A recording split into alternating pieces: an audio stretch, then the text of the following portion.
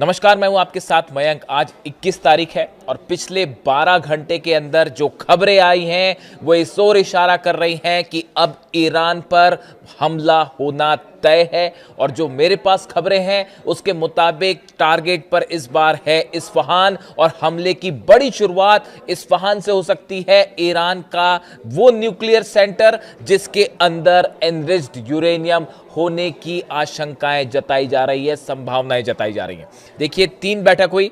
मैं आपको आज विस्तार से 2-3 मुद्दों पर बात करूंगा, लेकिन पहले 3 ऐसी बैठकें हुई हैं पिछले 12 घंटे के अंदर जिसपे ईरान पर हमले का प्लान तैयार हो चुका है। सबसे बड़ी बैठक हुई है ब्रैड कूपर और जनरल डैन केन के बीच। ब्रैड कूपर जो कि सेंटकॉम के चीफ है, जो हमले करती है यूनिट ईरान के ऊपर हमले करती है जो अमेरिकी सेना, सेंटकॉम जो है उसके चीफ, और दूसरे डैन केन जो chief of joint of staff है अमेरिका के।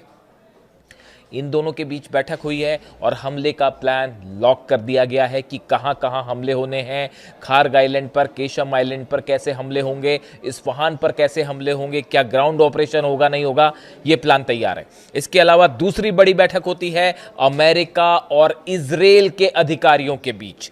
इसमें नेतन्याहू भी शामिल थे और बड़ा प्लान तैयार हुआ कि इजराइल कैसे हमले करेगा, अमेरिका कहां से हमले करेगा, इसको लेकर प्लान तैयार हुआ। उसके बाद तीसरी बैठक होती है नेतन्याहू की अपने आर्मी के ऑफिसर्स के साथ, जिसमें यह प्लान तैयार किया गया है कि अमेरिका किस तरह से स्ट्राइक करेगा।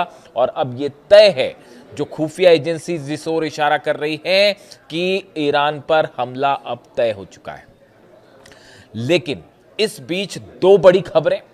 देखिए, आखिर इतना वक्त क्यों लगाया अमेरिका ने ईरान पर हमला करने को लेकर, एक बहुत बड़ा खुलासा हुआ है। जब ये जंग हुई, करीब 40 दिनों तक ये जंग चली सीज फायर के पहले, उस दौरान लगातार इस तरह की खबरें आई कि ईरान ने जो है वो अमेरिका के कई जेट्स गिरा दिए हैं। खबरें आ रही थी कि अमेरिका के 10 जेट गिरे हैं, फिर उसके बाद खबरें आई कि अमेरिका के 13-14 जेट्स गिर गए हैं। अमेरिका के अखबार, यूरोप के अखबार, हिंदुस्तान का मीडिया इस तरह के दावे कर रहा था कि 10 से 12 अमेरिका के जेट गिरे हैं। उस जंग के बीच में एकमात्र हिंदुस्तान का यह पॉडकास्ट चैनल, मैंने यह दावा किया था कि 25 से 30 अमेरिका के जेट तबाह हो गए हैं। आप मेरा वीडियो उठा के देख लीजिए। मैंने डंके की चोट पर यह दावा किया था कि अभी आप 25 से 30 गिरने की बात है, लेकिन जब यह जंग खत्म होगी उसके बाद जो आंकड़े आएंगे उसको सुनकर आप हैरान रह जाएंगे। और कल अमेरिका की कांग्रेस, मैं अब किसी एजेंसी की बात नहीं कर रहा हूं, अमेरिका की संसद की एक फैक्ट फाइंडिंग कमिटी जो थी, जो सर्च कर रही थी, उसने यह बात कही है कि अमेरिका के 42 जेट, 42 जेट्स ईरान ने तबाह किए हैं इस जंग के बीच। यह दावा अमेरिका की संसद की वो कमेटी जो है वो कर रही है। रिसर्च सर्विस रिपोर्ट जो है उसमें आई है। देखिए खबर क्या है, देखिए, US Congressional Research Service report acknowledged that 42 American aircrafts were destroyed और damaged during the war on Iran. America की संसद की जो कमिटी है, रिसर्च सर्विस रिपोर्ट जो दे रही है, इसमें यह दावा कर रही है कि 42 जेट अमेरिका के जो है वो हिट किए ईरान ने, और एक्चुअल नंबर इससे भी ज्यादा हो सकता है। मैंने आपको कहा था, देखिए बड़ी सारी चीजें ऐसी होती हैं, जब आप जंग में किसी चीज का एनालिसिस करते हैं तो आपको बहुत सारी चीजों का डेटा अपने पास रखना पड़ता है। रडार्स पर कितने प्लेन फ्लाई किए हैं, कौन से सेंटर से फाइटर जेट टेक ऑफ कर रहे हैं, F-16 कहां से टेक ऑफ कर रहा है, F-35 कहां से टेक ऑफ कर रहा है, किस जगह पर ईरान के अटैक्स ज्यादा हैं, कौन से बेसिस पर जो है अटैक, ये सब एनालिसिस करने के बाद इस तरह के जो दावे हैं मैंने रखे थे अपने पॉडकास्ट में कि 25 से 30 जेट ऑलरेडी हिट हो चुके हैं अमेरिका की, और ये संख्या बढ़ सकती है। और ये इस बात की मुहर है, अमेरिका खुद इस बात को मोहर लगा रहा है। बड़े सारे लोगों ने सवाल उठाए मुझ पर कि आप जो बात कह रहे हैं ये आप एग्जेजरेशन कर रहे हैं, बड़ा चढ़ा के आप बता रहे हैं, अमेरिका इतना पावरफुल देश है और ईरान कैसे उसे हरा सकता है, इतना नुकसान कैसे पहुंचा सकता है, आरजीसी के दावे गलत है, इस तरह के तमाम आरोप मेरे पर लगे। लेकिन आज अमेरिका की संसद की ये कमिटी कह रही है कि 42 जेट हिट हुए। खबर एक बार फिर सच साबित हुई। जब ये जंग शुरू हुई थी तब भी ये सवाल उठते थे कि आप जो है ईरान को बढ़ा चढ़ा के दिखा रहे हैं, आप ईरान कैसे मुकाबला करेगा अमेरिका। मैंने तब भी कहा था, बार बार मैं ये बात रिपीट कर रहा हूं कि शाहिद ड्रोन और ईरान की मिसाइल्स बेहद घातक साबित होंगी, और देखिए वही हुआ। और अब ये एक और दावा साबित हुआ है 42 अमेरिकन जेट्स का। दूसरी बड़ी खबर, ये तो अभी अभी की बात है, ज्यादा पुरानी नहीं है। यूएई के न्यूक्लियर सेंटर पर, न्यूक्लियर प्लांट पर अबू धाबी में हमला होता है। इस हमले के बाद अगले दिन मैंने आपको वीडियो बनाया था, आपको याद भी होगा, अभी 2-3 दिन पुरानी ही बात है। मैंने वीडियो बनाया था, मैंने आपको यह कहा था कि यह हमला किसकी तरफ से हुआ है यह साफ नहीं है, यह फॉल्स फ्लैग ऑपरेशन हो सकता है। जो रडार्स बता रहे थे, जो चाइना से खबरें थी, सोर्सेस से बड़ी सारी चीजें होती है जो आपको एनालाइज करनी होती है। जो रशिया और चाइना के सैटेलाइट्स जो बात बता रहे थे, वो ये कह रहे थे कि सऊदी अरब का एयर स्पेस ट्रैवल करके ये ड्रोन्स आए थे जिन्होंने अबू धाबी में न्यूक्लियर प्लांट पर हमला किया। और अब ये बात निकल के सामने आ रही है, इस तरह के दावे ईरान कर रहा है कि ये हमले इजराइल ने करवाए थे। इजराइल ने यूएई में अबू धाबी में न्यूक्लियर प्लांट पर हमला नेतन्याहू के कहने पर करवाया गया। इजराइल ने ड्रोन भेज के हमले करवाए गए। इराक में 2 सीक्रेट बेसेस हैं इजराइल के, इस तरह की खबरें हैं। और वहां से ये जेट्स ने, ये ड्रोन्स ने टेक ऑफ किया था। जो 3 ड्रोन आए थे, 2 को यूएई ने मार गिराया, तीसरा अबू धाबी में उस जनरेटर पर गिर गया जो न्यूक्लियर प्लांट का था। और मकसद यह था कि ईरान और यूएई के बीच हालात खराब हो जाएं। यह कोशिश थी इजराइल की। इस तरह की बात ईरान ने अपने नई रिपोर्ट में कही है, जो कि सैटेलाइट से इमेजेस आई हैं उसके आधार पर। देखिए, मैंने वीडियो बनाया था आपको, मैंने यही सवाल उठाए थे कि आखिर ड्रोन आया। ये बहुत आसान होता है कि कहीं पे भी किसी भी अरब देश पर हमला हुआ, उसके बाद आपने दावे कर दिए। भाई, ईरान ने कोई क्लेम नहीं किया। आईआरजीसी की तरह आपको पैटर्न भी समझना पड़ेगा। ईरान की तरफ से जब भी जो भी हमले हुए, ईरान की सेना उसको क्लेम करती है कि हाँ, हमने अमेरिकी शिप पर हमला किया, हाँ, हमने जो है अमेरिकी एयरप्लेन को गिरा दिया। इस तरह के दावे ईरान की सेना अपनी तरफ से करती है। लेकिन यूएई पर जब हमला होता है, न्यूक्लियर सेंटर पर जब हमला हुआ, न्यूक्लियर प्लांट के बीच, एक तो अचानक से बीच में हमला हो गया, कुछ इस तरह की कोई घटनाक्रम तो था नहीं, लेकिन वो हमला हो जाता है। उसके बाद आईआरजीसी की तरफ से कोई बयान नहीं आया। यहां तक कि यूएई ने भी कुछ नहीं कहा कि ये ईरान ने हमला किया या नहीं किया। इस तरह की खबरें आ रही थी कि हूती ने करा दिया होगा हमला, इस तरह की खबरें चल रही थी। लेकिन देखिए, कोई भी चीज़ छुपती नहीं है। सैटेलाइट्स जो है चाइना के भी, रशिया के भी, वो एक एक चप्पे चप्पे पे मिडिल ईस्ट पे है, और हर चीज़ जो निकल के सामने आ जाती है। और अब जो बताया जाता है कि इसको समझने के बाद जो चीज़ें निकल के आई कि ये हमला इजराइल की तरफ से करवाया गया था, ऐसा दावा ईरान कर रहा है। देखिए, इंटरेस्टिंग बात देखिए। और यूएई में न्यूक्लियर सेंटर पर जब हमला हुआ, उसके बाद जब ये स्थिति बनी कि डोनाल्ड ट्रंप का बयान आता है, क्या बयान आया कि भाई मैं हमला करने जा रहा था, हम तैयार थे हमला करने के लिए, लेकिन सऊदी ने कहा, कतर ने कहा और यूएई ने कहा, इसलिए मैंने हमला टाल दिया। अब आप खुद सोचिए, अगर यूएई के न्यूक्लियर पावर प्लांट पर ईरान ने हमला करवाया होता तो यूएई अमेरिका को हमला करने कहता या रोकने कहता? लेकिन यूएई की तरफ से बताया जाता है कि हमला रोकने के लिए कहा गया अमेरिका को। वजह यह थी कि यूएई के पास भी यह सबूत थे कि यह हमला ईरान ने नहीं किया और यह फॉल्स फ्लैग ऑपरेशन था। मैंने अपने वीडियो में मैंने आपको बात बताई थी कि अरब देशों को ईरान से भिड़ा के इस पूरे इलाके में अपना प्रभुत्व जमाने की कोशिश हो रही है, और कौन कहां कैसे हमला कर रहा है इसके बारे में कोई साफ रिपोर्ट सब तक सामने नहीं आई। आप विश्वास मत कीजिए। और देखिए, वही बात निकल के सामने आ रही है। दूसरा बड़ा दावा जो है वो सही साबित हो रहा है कि फॉल्स फ्लैग ऑपरेशन था।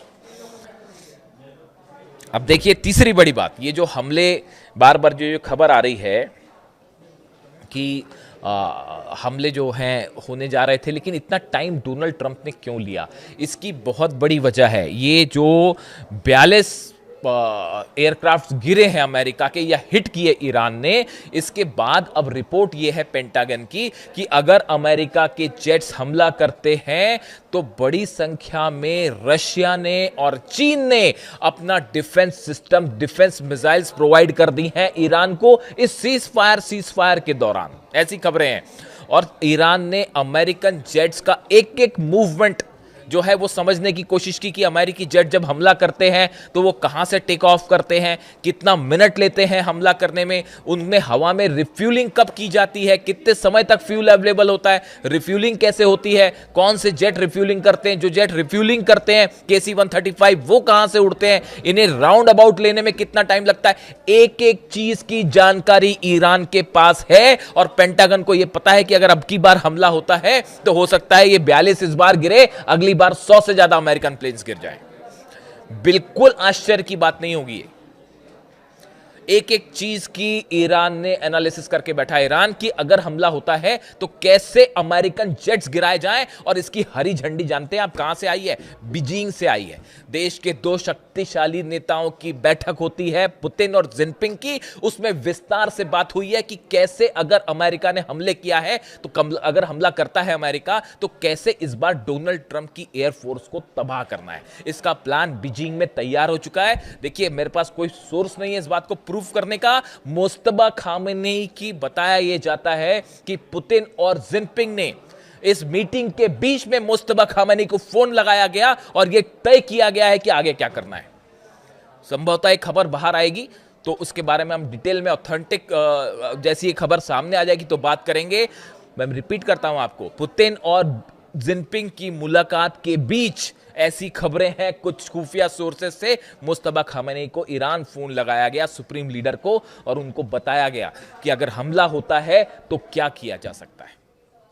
कल मुस्तफा खामेनी का बयान आया है कि या तो हम शहीद होंगे या हम जीतेंगे, हम सरेंडर नहीं करेंगे। और ये पुतिन और जिनपिंग के बयानों के बाद आया है। आप जिनपिंग और पुतिन के बयान देखिए कि वो क्या कह रहे हैं।